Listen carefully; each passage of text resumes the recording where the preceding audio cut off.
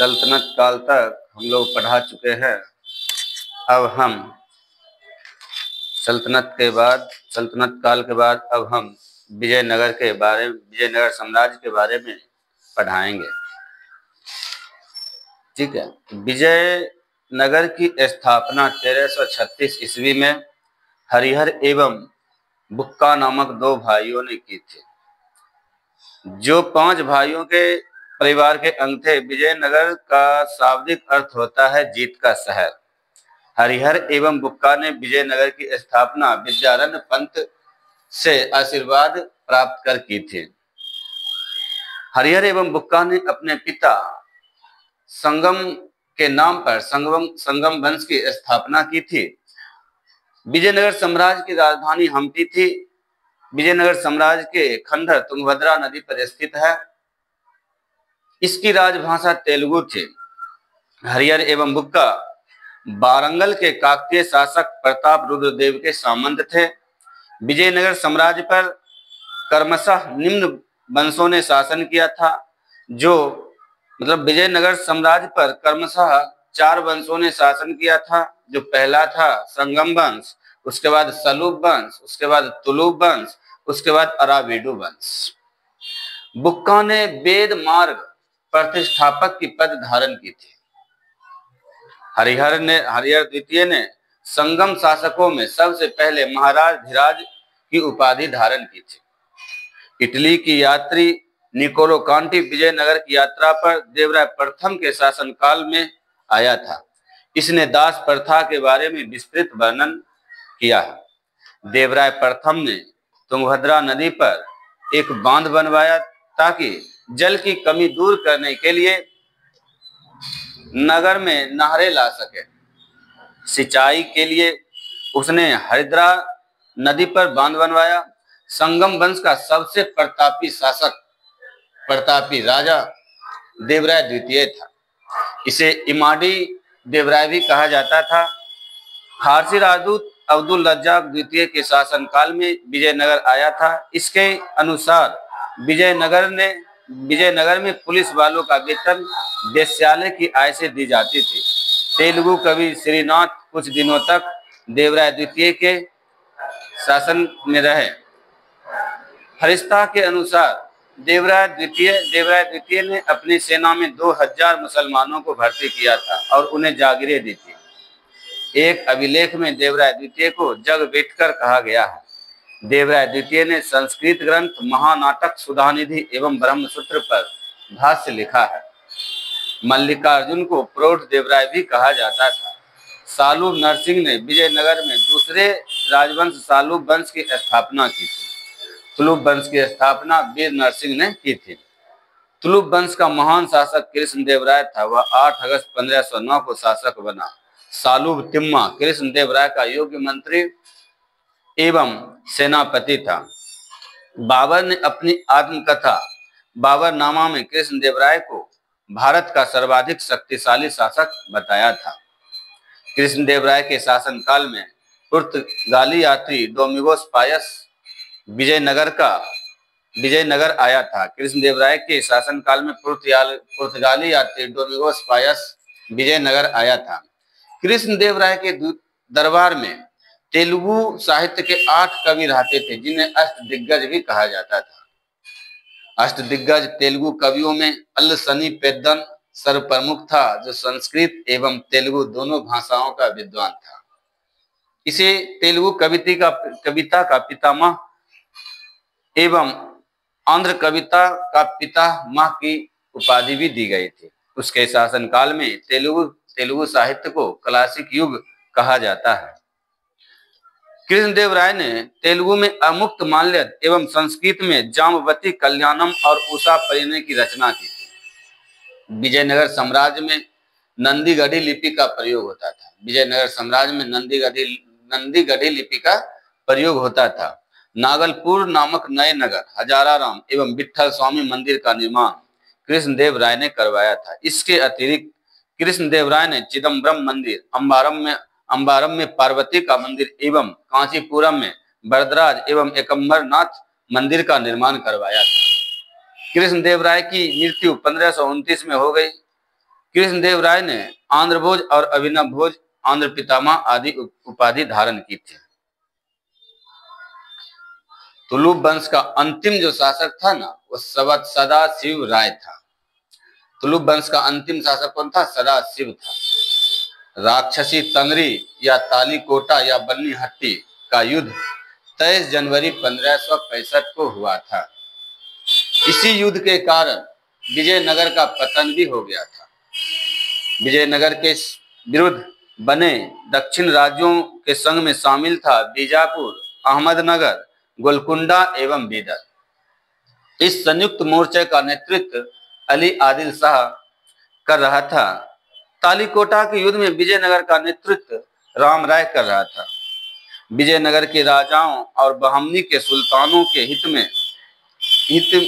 में 3 अलग अलग क्षेत्र आपस में टकराते रहते थे। उस क्षेत्र का नाम है, पहला है तुंगभद्रा के दोआब में, दूसरा है कृष्णा गोदावरी के कछार में और तीसरा है मराठा बारा प्रदेश में। तालीकोटा युद्ध के बाद सदाशिव ने तिरुमल के सहयोग से पेनुकोंडा को राजधानी बनाकर शासन करना आरंभ किया। विजयनगर के चौथे राजवंश अराविडु वंश की स्थापना तिरुमल ने सदाशिव को अपदस्थ कर पेनुकोंडा में किया था। विजयनगर के चौथे राजवंश अराविडु वंश की स्थापना तिरुमल ने सदाशिव को अपदस्थ कर पेनुकोंडा में किया था। अराविडु वंश का अंतिम शासक रंग तृतीय था। अराविडु शासक वेंकट द्वितीय के शासनकाल में ही वोडेयार ने 1612 ईस्वी में मैसूर राज्य की स्थापना की थी। विजयनगर साम्राज्य की प्रशासनिक इकाई का क्रम इस प्रकार था। पहला था प्रांत, जिसका अर्थ होता है मंडल। कोट्टम या बलनाडु, जिसका अर्थ होता है जिला। तीसरा होता है सिर्फ नाडु, जिसका अर्थ होता है मेला ग्राम, यानी ये 50 ग्राम का समूह होता था। ये 50 ग्राम का समूह होता था, 50 गांव का समूह होता था। एवं उर, यह एक गांव था, मात्र एक गांव। उर मतलब सिर्फ एक गांव होता था। विजयनगर कालीन सेना नायकों को नायक कहा जाता था। नायक वस्तुतः भू सामंत होते थे, जिन्हें राजा वेतन के बदले उनकी अधीनस्थ सेना के रख रखाव के लिए विशेष भूखंड दे देता था तथा जो अमरम कहलाता था।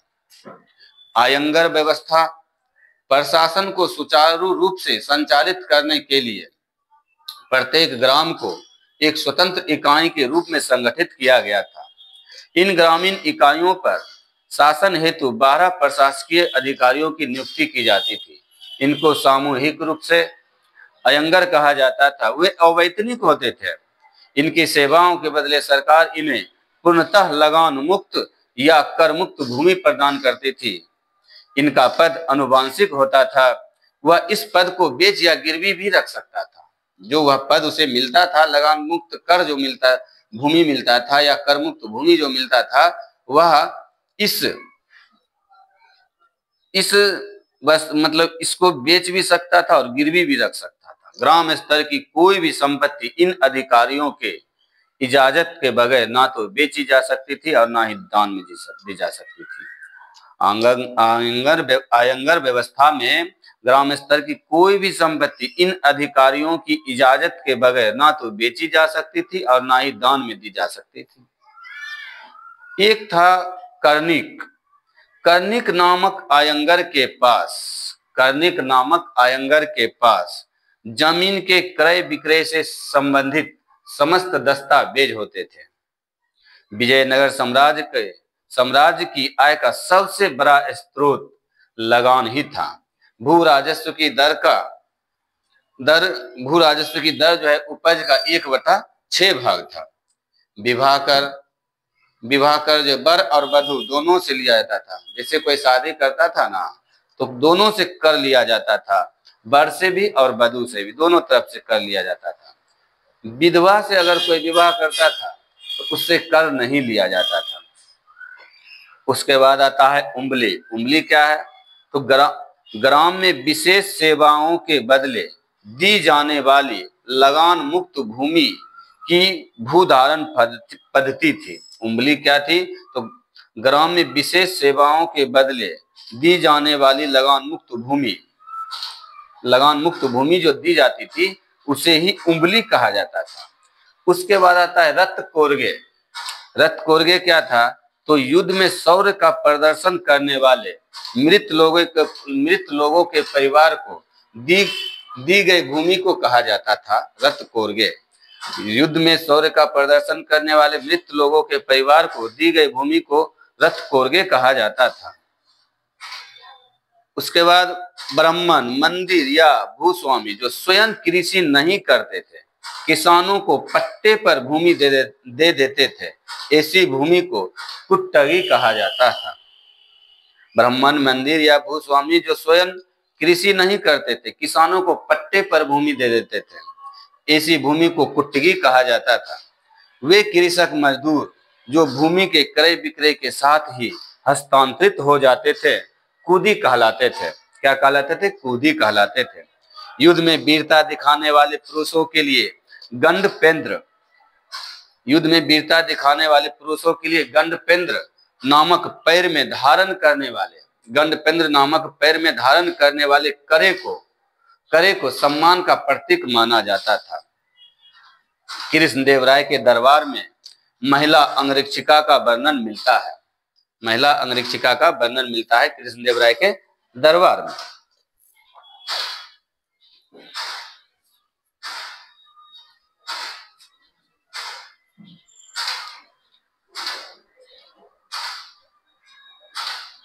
विजयनगर का सैन्य विभाग कदाचार कहलाता था तथा इस विभाग का उच्च अधिकारी दंडनायक या सेनापति होता था।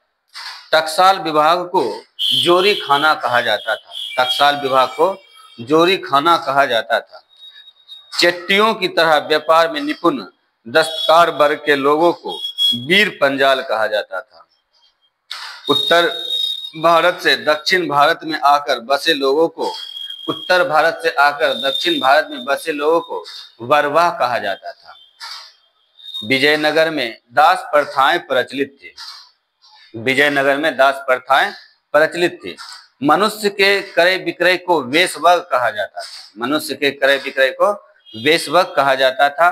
पर्दा प्रथा का प्रचलन नहीं था, परंतु सती प्रथा विद्यमान थी, जो स्वैच्छिक इच्छा से सती प्रथा विद्यमान थी, जबरदस्ती। बाल विवाह सामान्य प्रथा थी, बाल विवाह खूब होता था आराम से। मंदिरों में रहने वाली स्त्रियों को देवदासी कहा जाता था। इनको आजीविका के लिए भूमि और नियमित सेवन दिया जाता था। विजयनगर के मंदिर स्थापत्य की एक प्रमुख विशेषता कल्याण मंडप एवं 1000 स्तंभों वाले गोपुरम का निर्माण था। कल्याण मंडप में देवता का विवाह समारोह मनाया जाता था। मंदिर के साथ देवता की पत्नी अम्मान मंदिर का भी निर्माण होता था। विजयनगर के मंदिर स्थापत्य की एक प्रमुख विशेषता कल्याण मंडप एवं 1000 स्तंभों वाले गोपुरम का निर्माण था। कल्याण मंडप में देवता का विवाह समारोह मनाया जाता था। मंदिर के साथ देवता की पत्नी अम्मान मंदिर का निर्माण भी करते थे। तिरुपति मंदिर में कृष्णदेव राय और उसकी पत्नियां तिरुमल एवं चिंता देवी तथा वेंकट प्रथम आदि की मूर्तियां हैं। महानवमी का त्योहार विजयनगर का प्रमुख राज्योत्सव था। यह उत्सव देवी दुर्गा को प्रसन्न करने के लिए था। विजयनगर काल की कन्नड़ कृतियों में भीमक द्वारा रचित वासव पुराण अत्यंत प्रसिद्ध लिंगायत धर्म था। मधुरा विजयम बुक्का प्रथम के पुत्र कुमार कंपन की पत्नी गंगा देवी की रचना है। कृष्णदेव राय और रामराज्य एक अच्छे संगीतज्ञ थे। मधुरा विजयम बुक्का प्रथम के पुत्र कुमार कंपन की पत्नी गंगा देवी की रचना है। कृष्णदेव राय और रामराज एक अच्छे संगीतज्ञ थे। लक्ष्मी नारायण कृष्णदेव राय का दरबारी संगीतकार था। लक्ष्मी नारायण जो था कृष्णदेव राय का दरबारी संगीतकार था। उसने संगीत सूर्योदय नामक पुस्तक की रचना भी की थी। संत विद्यारण्य ने संगीत ग्रंथ संगीत सार की रचना की थी। बीना विजयनगर साम्राज्य का सर्वाधिक प्रसिद्ध और लोकप्रिय संगीत वाद्य था। बीना विजयनगर साम्राज्य का सर्वाधिक प्रसिद्ध और लोकप्रिय संगीत वाद्य था। विजयनगर की चित्रकला लिपाक्षी कला के नाम से जानी जाती है। विजयनगर की चित्रकला लिपाक्षी कला के नाम से जानी जाती है। इस चित्रकला के विषय में रामायण एवं महाभारत से लिए गए हैं। विजयनगर में नृत्य और संगीत को मिलाकर एक शैली विकसित हुई जो यक्षिणी शैली के नाम से जानी जाती है। विजयनगर का सर्वाधिक प्रसिद्ध सिक्का स्वर्ण का 12 था। इसका वजन 52 ग्राम था। विजयनगर का प्रसिद्ध सिक्का जो है ना स्वर्ण का 12 था। इसका वजन 52 ग्राम होता था, जिसे विदेशी यात्रियों ने खून, परदौस या पगोरा के रूप में उल्लिखित किया है। स्वर्ण 12 जो सिक्का स्वर्ण 12 था, उसे विदेशी यात्रियों ने हून भी कहा, परदौस भी कहा और पगोरा के रूप में लिखा है। सोने के छोटे सिक्के को प्रताप या फनम कहा जाता था। सोने के छोटे सिक्के को प्रताप या फनम कहा जाता था। प्रताप 26 ग्रेन का तथा फनम 5.5 ग्रेन का होता था। चांदी के छोटे सिक्के को तार कहा जाता था। चांदी का जो छोटा सिक्का होता था उसे तार कहा जाता था। विजयनगर के पश्चिमी क्षेत्रों में क्रूजेडो इसे पुर्तगाल लोग, दिनार फारसी में, फ्लोरिन एवं डुकेट इटली मुद्राएं प्रचलित थी। विजयनगर के पश्चिम तटीय क्षेत्रों में पुर्तगाली के क्रूजेडो, फारसी के दिनार, इटली के फ्लोरिन और डुकेट मुद्राएं जो है ना प्रचलित थे।